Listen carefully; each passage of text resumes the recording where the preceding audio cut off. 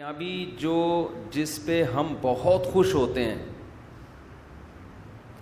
مجھے اپنا جب بھی میں یہ آیت پڑھتا ہوں نا مجھے میٹرک کا رزلٹ یاد آتا ہے. میں نے میٹرک میں حسب معمول شرارتوں کے علاوہ کچھ بھی نہیں کیا تھا. ہم لوگ شرارتی تھے ایک نمبر کے, اللہ تعالیٰ معاف فرمائے. غلط قسم کی شرارتیں نہیں تھیں, کوئی غیر اخلاقی. دل چاہتا تھا کہ پڑھنے کے علاوہ دنیا کا ہر کام کیا جائے, جو کہ سچے پاکستانی ہونے کی دلیل ہے. تو مجھے امید ہی نہیں تھی کہ میٹرک میں کوئی اچھے نمبر آئیں گے میرے, اور نقل بھی نہیں کرنی تھی. یہ بھی فیصلہ کیا ہوا تھا وہی نقل پھرے ورے نہیں چلانے. گھر سے صلواتیں شروع ہو چکی تھیں کہ اس کا رزلٹ کوئی اچھا نہیں آئے گا. امتحان کے دنوں میں پھر ہم پر ایک ٹینشن مسلط ہوتی تھی کہ یار اب کچھ پڑھ لو, پورے سال تو کھیل کود میں گزارا ہے, شرارتوں میں مستیوں میں. اب ایک گھر والوں کا دباؤ بھی ہوتا تھا, تو بالکل امتحان جب سر پہ کھڑا ہوتا تھا پھر پڑھنے کی کوشش شروع کرتے تھے. یہ ہو کیا رہا ہے, کتابیں لے کے بیٹھے ہوتے تھے. تو مجھے یاد ہے اپنا دن کہ میٹرک کا جب رزلٹ اناؤنس ہوا تو میں نے کہا میرا تو پتہ نہ صاف ہو جائے کہیں. تو میرا بی گریڈ آیا اور بڑی اچھی پرسنٹیج تھی, اے گریڈ تو نہیں لیکن بی. میں بہت خوش تھا اس دن. حالانکہ یہ بہت وقتی یہ خوشی ہے, یعنی اگر آپ فیل بھی ہو جاتے تو ایک سال سپلیمنٹری میں آپ ٹرائی کر لیتے یا اگلے سال دوبارہ دے دیتے. گھر والوں سے تھوڑی سی صلواتیں سننے کو ملتی نا, کھانا پینا بند تھوڑی ہونا تھا, وہ اسی طرح چلتا رہتا. اور اگر گھر والوں کی ٹینشن سے بچنا ہے تو دوبارہ فیل ہو جاؤ, پھر اگلے سال پھر فیل ہو جاؤ, تو گھر والے خود ہی بیزار آ کے کہتے ہیں کچھ اور کر لے بھائی. جب بھی آپ کو کوئی ٹینشن دے نا وہ کام بار بار کرو, اگلا خود پریشان ہو کے آپ کو پریشان کرنا چھوڑ دے گا. اصول یاد رکھو. دوسری شادی کر لی, مصیبت میں آ گئے, صلواتیں گالیاں تیسری بھی کر لو, مزید گالیاں پڑ رہی ہیں, مزید ڈپریشن میں جا رہے ہو, ٹینشن میں ایک اور کر لو, جیسی کی تیسی. لوگ خود ہی بیزار آ جائیں گے, یہ بندہ ٹھیک ہے ہی نہیں, اس کو اپنے حال پہ چھوڑ دو. تو لوگ آپ کا کانفیڈینس چیک کر رہے ہوتے ہیں, ٹھیک ہے نا, یہ کتنا ڈھیٹ ہے. تو ایک دفعہ فیل ہو گئے, اگر آپ چاہتے ہو کہ ٹینشن پارسل کرو, خود ٹینشن نہ لو, تو دوبارہ بھی فیل ہو جاؤ. خیر ہمیں توقع نہیں تھی, بہت اچھے نمبر آ گئے تو بڑی خوشی ہوئی. تو مجھے وہ دن یاد آتا ہے. آواز صحیح آ رہی ہے آپ سب کو؟ تو مجھے وہ دن یاد آتا ہے کہ یار کتنی خوشی تھی, حالانکہ وہ تھوڑے دنوں کی ہے. کوئی ایسا بھی نہیں ہے کہ فیوچر اگر فیل ہو رہے ہیں تو ہمیشہ کا فیوچر تباہ ہو گیا. او بھائی سپلیمنٹری میں دے دینا, اگلے سال دے دینا, اگلے نہیں تو اگلے سال, ایک سال ضائع ہو جائے گا نا. اور پھر دنیا میں ہر کامیاب آدمی کے پیچھے تعلیم تھوڑی ہے. آپ تو ماشاءاللہ باڈی بلڈر ہیں, آپ جم چلا رہے ہیں نا, تو اس کا ایجوکیشن سے کوئی تعلق ہے؟ بالکل بھی نہیں. اگر یہ پڑھے لکھے زیادہ پڑھ لیتے تو یہ جو ابھی ان کو عزت یا ترقی ملی ہے, صحت ہی نہیں ہوتی. سب سے پہلی بات ہی دنیا میں, دنیا کی نعمتوں میں سب سے بڑی نعمت صحت ہے. ایک آدمی جو پی ایچ ڈی ڈاکٹر ہو یا کوئی بہت بڑی فلم ہو, صحت اچھی نہیں ہے, اس سے وہ ٹماٹر بیچنے والا زیادہ اچھا ہے جس کی صحت اچھی ہے. سمجھ رہے ہو؟ جو صحت اچھی ہے نا, جو ٹماٹر بیچ رہا ہے وہ زیادہ اچھا ہے. میں تبھی تو لوگوں سے کہتا ہوں, میں جب گاؤں دیہاتوں کی زندگی کو دیکھ کر آیا, میں نے دیکھا 100 سال لوگوں کی عمریں ہیں, پہاڑوں میں رہتے ہیں, چکی ان کی پانی سے چلتی ہے, آرگینک گندم خود اگاتے ہیں, خود کھاتے ہیں. ٹریکٹر ان پہاڑوں پہ چل نہیں سکتے, بیل سے ہل چلاتے ہیں. ان کو تمام لذتیں ان پہاڑوں میں حاصل ہیں جو ہمیں آج ترقی کے دور میں بھی حاصل نہیں ہیں.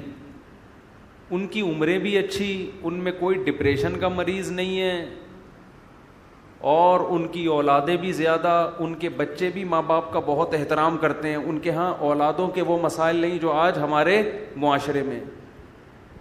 آج تو باپوں کو یہ شکایت, بیٹا ہماری سنتا نہیں ہے, مانتا نہیں ہے, ماں کو شکایت, وہاں یہ شکایتیں بھی نہیں ہیں. تو میں ان علاقوں میں جا کے کہتا ہوں یار اس ترقی کا, ان کو دیکھ کے ایسا لگتا ہے انسان کو 2 ٹکے کا فائدہ نہیں ہوا. مثلا یہ لائٹ نہ ہوتی تو اندھیرا ہوتا, سو جاتے,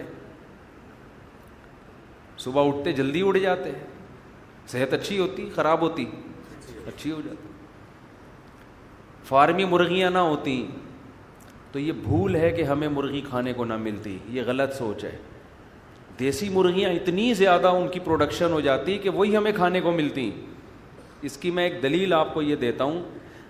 جب تک مچھلی کی فارمنگ شروع نہیں ہوئی تھی, سمندر کی اور دریا کی آرگینک مچھی بہت ملتی تھی, ہمیں بہت ملتی تھی. سمندر رزق کے دروازے اس نے کھولے ہوئے ہیں, وہ دے رہا ہے, نکالو کھاؤ.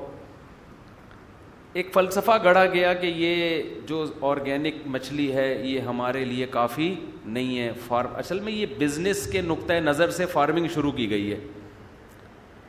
یار اس کی آواز کنٹرول کریں, میرے کان گونج رہے ہیں قدیر بھائی. بزنس کے نقطۂ نظر سے یہ فارمنگ شروع کی گئی ہے, بزنس کے پوائنٹ آف ویو سے. اس کا نقصان یہ ہوا کہ جب تاجر کو سستے میں اتنی زیادہ مچھی وہ پیدا کر سکتا ہے تو وہ آرگینک کی طرف جانا اس نے چھوڑ دیا. اس کی پروڈکشن ویسے ہی کم ہو گئی. اب لوگ سیٹ ہو جائیں گے کس پہ؟ آہستہ آہستہ فارمی مچھی پہ سیٹ ہو جائیں گے. جب فارمی مچھی پہ سیٹ ہو جائیں گے تو پھر وہ آرگینک بھی وہ ہو جائے گی ونس اپون اے ٹائم کہ ہمارے باپ دادا سمندر سے مچھی پکڑ گئے یا دریا کی اوریجنل مچھی پکڑ کے کھایا کرتے. حتیٰ کہ اب آپ فشری جاؤ گے نا, وہاں بھی آپ کو فارمی مچھلی مل رہی ہے.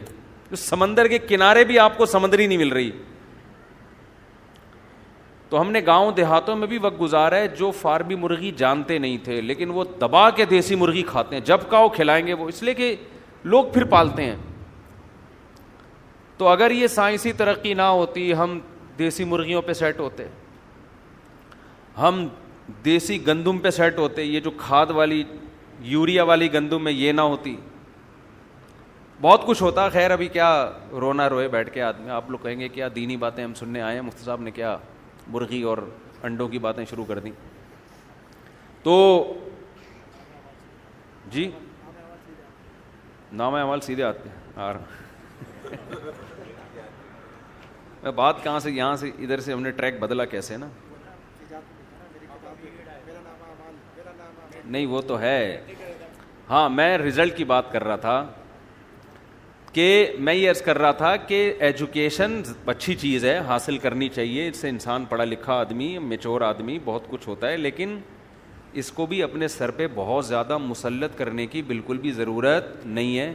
سب سے پہلے کیا ہے؟ صحت. اگر آپ کوئی چیز اپنے اوپر مسلط کر لو گے تو آپ کی صحت گئی بھاڑ میں, نہیں تیل لینے.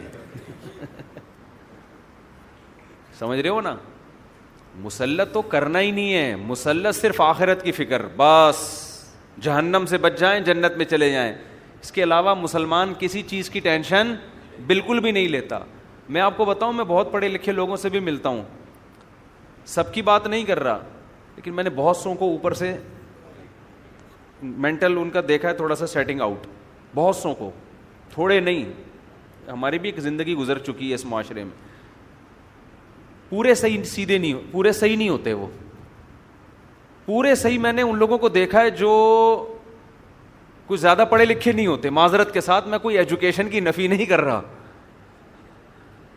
بلکہ ایسے لوگوں کو بھی دیکھا ہے جو پڑھ پڑھ کے پاگل ہو گئے, بالکل بالکل ہی پاگل ہو گئے, دماغی توازن بالکل خراب. اس کی ایک وجہ تو یہ ہوتی ہے کہ ٹینشن بہت لے لیتے ہیں. امتحان کے دنوں میں کتنی ٹینشن ہوتی ہے پتہ ہے نا آپ, ابھی پاگل ہو رہا. ہمیں تو یاد ہے اپنا زمانہ, اتنی دماغ میں ٹینشن ہوتی تھی کہ اف پیپر ہے, کل پیپر ہے, پرسوں پیپر ہے, کیا ہوگا کیا ہوگا. ایک عجیب. پہلے زمانے میں ہمارے علماء نے جو پڑھا ہے نا, جن طریقوں سے, جو بڑے بڑے علامے پیدا ہوئے ہیں, ان میں ایگزام کا کانسیپٹ ہی نہیں تھا. آپ کو تاریخ میں جتنے بڑے بڑے علامے ملیں گے مسلمانوں میں, انگریزوں کا مجھے نہیں پتا, وہ ایگزام ہی نہیں دیتے تھے. وہ ہوتا یہ تھا, کسی کو ٹیچر بنایا, جو جس فن میں ماہر ہے اس کو اپنا ٹیچر بنا کے اس فن کو اس سے سیکھنا شروع کر دیا. بس کوئی ایگزام نہیں ہے, آپ کی اپنی چاہت پر ہے کہ آپ سیکھنا چاہتے ہو تو سیکھو. امتحان ہم کیوں لیں بھائی آپ سے, امتحان کیوں لیں؟ آپ کا اپنا نقصان ہے اگر نہیں پڑھ رہے. امتحان لے کے ہم نے کیا کرنا ہے؟ سمجھ میں آ رہی ہے بات؟ تو طالب علم کو یہ احساس ہوتا تھا کہ بھائی میں اگر پڑھوں گا تو میرا فائدہ ہے, نہیں پڑھوں گا تو چھوڑو یار, رکشا چلاؤ, ٹماٹر بیچو, کچھ اور کام کرو. یہ جو مدرسوں میں بھی, ہمارے مدرسوں میں, اور جو ہمارا نظام تبدیل ہوا نا, یہ بھی انگریز کے بر صغیر میں آنے کے بعد ہوا ہے. کچھ چیزیں ہم لوگ مدرسے والوں نے بھی گوروں سے لی ہیں. ایک اثر تو پڑتا ہے نا, اثر تو آتا ہے, ورنہ پہلے یہ سیٹ اپ نہیں ہوتا تھا. بس بھائی علم حاصل کرنا ہے, بیٹھو, جس سے آپ نے قرآن حفظ کرنا ہے حفظ کرنا شروع کر دو, کوئی امتحان نہیں. حافظ بن جاؤ گے تو ساری دنیا کہے گی بھائی حافظ ہے, نہیں بنو گے تو تمہارا نقصان ہوگا. اس سے طالب علم میں شوق برقرار رہتا ہے. میں جب مدرسے گیا نا تو ہمارے مدرسے میں بھی میرا جو پہلا سال تھا اس میں امتحان کا کانسیپٹ نہیں تھا, تو میں نے بڑی محنت سے پڑھا. جب میں عربی گرامر میں نے پڑھنا شروع کی تو کچھ سوالات تو استاذ پوچھتے تھے, سبق پوچھتے تھے, کچھ میں فرضی سوالات بنا بنا کے اپنے آپ سے پوچھتا تھا. شوق بہت برقرار رہتا ہے ایسے. میں پتہ ہے ایسے جیسے ہم گردانے یاد کرتے ہیں نا, ضربا ضربا ضربو ضربت ضربتا, کس لفظ کا کیا معنی ہے. میں کیا کرتا تھا, پرچیوں پہ لکھتا تھا, کئی سارے صیغے لکھ کے پرچیوں پہ الفاظ لکھے, ان کو آپس میں مکس کر دیا, پھر پرچی اٹھا کے اپنا امتحان لیتا تھا کہ بتاؤ بھائی اس کا مطلب کیا ہے, ٹھیک ہے نا, یہ کون سا صیغہ ہے. تو جب آپ میں پڑھنے کا شوق ہوگا تو آپ پڑھیں گے, نہیں شوق ہوگا تو امتحانوں سے آپ کو ڈپریشن کے علاوہ کچھ بھی حاصل نہیں ہوگا. اور یہ بھی آپ کو بتاؤں, جو امتحان میں پاس ہوتے ہیں, اچھے نمبر لیتے ہیں, ضروری نہیں کہ وہ ان کو آتا بھی ہو. امتحان میں تکے دبا کے چل رہے ہوتے ہیں. ہمیں کئی بار ایسا ہوا کہ ہم نے امتحان پورے سال پڑھا نہیں, رات کو ایک سوال دیکھ کے چلے گئے, اتفاق سے وہی آ گیا, چھاپ کے آ گئے. اور جو پورے سال پڑھتا رہا اس نے وہ والا سوال نہیں دیکھا, صبح پیپر میں وہ والا سوال آ گیا. وہ ان پڑھ ہو کے, اس کے وہ پڑھا لکھا ہو کے نمبر کم, اور ہم نے نہیں پڑھا اور نمبر ہمارے زیادہ. تو یہ تکے چل رہے ہوتے ہیں. تبھی جو کمپنیاں ہیں نا, جو صحیح کمپنی ہے, وہ آپ کے فن کو دیکھتی ہیں کہ آپ کو آتا کیا ہے. آتا ہے تو ٹھیک ہے, آ جا, نہیں آتا چل بھائی نکل یہاں سے. وہ ڈگریاں کہہ رہے ہیں اپنی پینٹ میں رکھو اس کو, ہمارے کسی کام کی نہیں ہے. ایک صاحب میرے پاس آئے, کہنے لگے میرے پاس کوئی ڈگری شگری نہیں ہے, سب جعلی بنوائی ہے میں نے, لیکن تجربہ بہت ہے. آج کل ایک کمپنی میں ایچ آر مینیجر لگا ہوا ہوں. ایچ آر مینیجر بڑی فلم ہوتی ہے. تو میں نے کہا تمہیں, کہہ رہے بس ہم ایسی ٹوپی کرا کے نا کمپنیوں میں گھستے گھستے یہاں تک پہنچ گئے. کہہ رہا ہے لیکن بھاری بھرکم تنخواہیں مل رہی ہیں مجھے, کیونکہ میں کام ان لوگوں سے زیادہ کر کے دے رہا ہوں جو پراپر پڑھے ہوئے. ڈگریاں بنا لی تھی اس نے. تو کہاں سے کہاں بات چلی گئی. جو اصل بات میں آپ سے عرض کر رہا تھا, یہ تو درمیان میں یہاں بات آ گئی نا. اصل بات میں عرض کر رہا تھا کہ موضوع میں تو ابھی آ رہا ہوں انشاءاللہ سورہ الحاقہ کی طرف, لیکن کچھ بیچ میں غریبیاں بھی چلتی ہیں. تو بار بار آپ سے یہ عرض کرتا ہوں, کیونکہ اتنے ڈپریشن کے مریض آ رہے ہیں ہمارے پاس پورا ہفتہ, tension depression stress, tension depression stress, یہی لفظ سن سن کے بیزار ہو گئے ہم. تو کیوں لے رہے ہو ٹینشن یار, اپنی صحت پہ کبھی کمپرومائز نہ کرو, اور اللہ پہ اعتماد اور توکل کرو گے تو ٹینشن ختم ہوگی. اللہ پہ اعتماد نہیں ہے نا, اسباب پہ نظر ہیں, یہ کروں گا تو یہ ہو جائے گا, یہ نہیں کیا تو یہ نہیں ہوگا, تو گئے بس کام سے.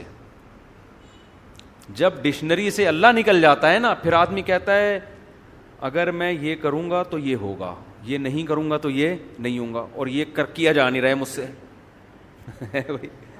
یعنی وہ کہتا ہے اگر میں پڑھوں گا تو عزت ملے گی, پیسہ ملے گا, نہیں پڑھوں گا تو نہ عزت ملے گی نہ پیسہ ملے گا, تو چلو پڑھ لو. اب پڑھنے کے لیے بیٹھا ہی نہیں جا رہا اس سے.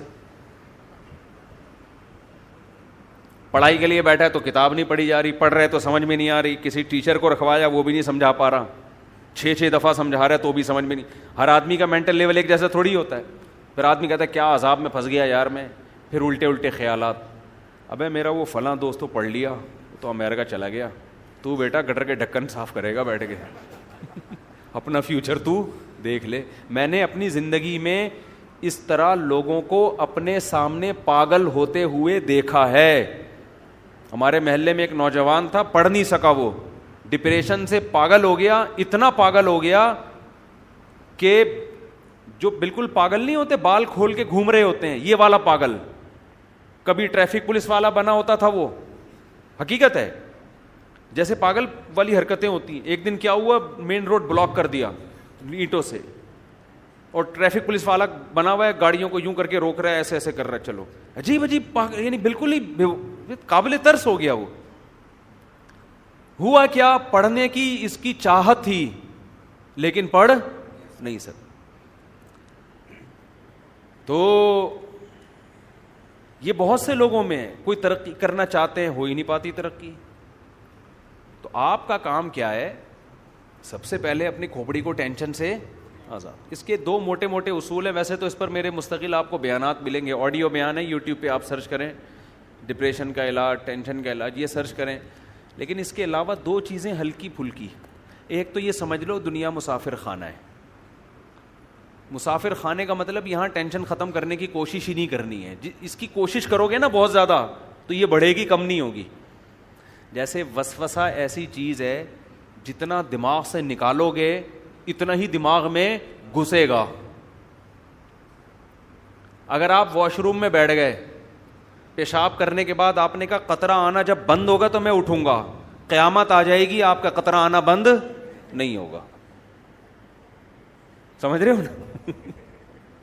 جو وہمی ہوتے ہیں نا ان کے ساتھ ایسا ہی ہوتا ہے, وہ بیٹھے رہتے ہیں بیٹھے رہتے ہیں بیٹھے رہتے ہیں, چکر آنا شروع ہو جاتے ہیں, قطرہ بند نہیں ہوگا ان کو. کیوں؟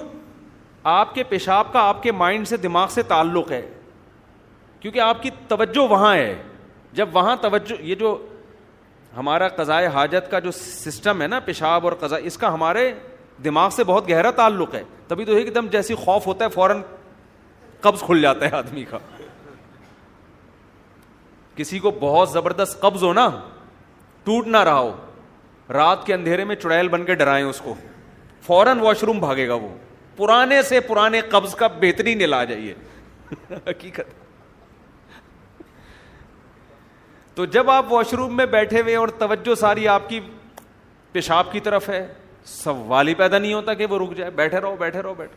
اس کا علاج ہے کہ تھوڑی دیر بیٹھو, جب خیال ہونے لگے کہ یار اب بند ہو گیا ہوگا, استنجا کرو, پتلی گلی سے نکل لو, ٹھیک ہے نا. تو کدھر سے کدھر کھچڑی پک رہی ہے آج بیان میں, شروع سے ہی کھچڑی پکنا شروع ہو گئی ہے. تو میں اصل بات یہ کہہ رہا تھا کہ ٹینشن سے بچنا ہے نا, کیونکہ بہت زیادہ لوگ ہیں پریشانی میں. تو ہاں میں یہ عرض کر رہا تھا کہ خیالات کو جب آپ نکالو گے تو خیال دماغ سے نکلے گا نہیں, وہ اور آئے گا. جو وسوسے کے مریض ہوتے ہیں نا, کہتے ہیں غلط غلط خیالات آتے ہیں, تو ان کو ہم کبھی بھی نہیں کہتے کہ ان خیالات کو نکالو. وہ بھائی نکالو گے تو وہ اور آئیں گے. دماغ کو ہٹانے کا طریقہ یہ ہے کہ ہٹانے کی کوشش ہی نہ کرو, جو آ رہے آنے دو, اپنے آپ کو بزی کر لو بس. یہ نہیں کرو کہ یہ نہیں آئے یہ نہیں آئے یہ نہیں آئے. وہ میں بہت دفعہ ایک تعویذ والا قصہ سنا چکا ہوں, ایک اور دفعہ سنا دیتا ہوں, آج نئے لوگ زیادہ لگ رہے ہیں, اس سے یہ بات سمجھ میں آئے گی. ایک پیر صاحب نے کسی کو تعویذ دیا, لاکھوں روپے لے لیے, اور کہا کہ یہ تمہارا تعویذ اس وقت کام آئے گا جب تم یہ تعویذ کو لے کے جب گھر میں داخل ہو تو تمہارے دماغ میں کالے کتے کا تصور نہیں ہونا چاہیے. اب کس پاگل کے دماغ میں کالا کتا ہوتا ہے گھر میں داخل ہوتے ہوئے یار؟ کھوپڑی میں خام خام میں اس میں کالا کتا ڈال دی. اب اس نے کہا لاکھوں روپے کا تعویذ نہ برباد ہو جائے تو کالا کتا دماغ سے نکالو, ورنہ لاکھوں روپے کا تعویذ کیا ہو جائے گا, برباد. اب یہ تعویذ گھر میں لے کے گھر کو چلا ہے اور کہہ رہا ہے یار کالا کتا دماغ میں نا, یار یہ دماغ میں تو کالا کتا آ رہا ہے, اس کو نکالو, کالے کتے کو نکالو نکالو نکالو. نہیں نکلا, یہاں تک کہ گھر کے قریب پہنچ گیا, اب تو اور آ رہا ہے. ابے نکل دماغ سے, نہیں نکل رہا. کتوں کی پوری فوج گھس گئی اس کے دماغ میں نا, اور آ بھی کالے ہی رہے ہیں. پھر ریورس گیئر لگا کے دروازے سے پیچھے آتا, پھر گھستا, بالآخر نہیں نکلنا تھا اس نے, سوال ہی پیدا نہیں ہوتا. کوئی میڈیسن, کوئی وظیفہ ایسا نہیں ہے جو کتا دماغ سے نکال دے, اور گھر میں گھس گیا. تعویذ نے تو ویسے بھی اثر نہیں کرنا تھا, وہ پیر صاحب کو پیسے کمانے کا موقع مل گیا. تو یاد رکھو, بالکل دنیا کی مثال ایسی ہے, جو دنیا میں سکون کا متلاشی ہوتا ہے نا, کہ بس مجھے سکون چاہیے, مجھے سکون چاہیے, میری سٹریس ختم ہو جائے, میری ٹینشن ختم ہو جائے, اس کی ٹینشن کبھی ختم نہیں ہوتی. اس کو اگنور کر دو. اللہ نے میرے ذمے جو کام لگایا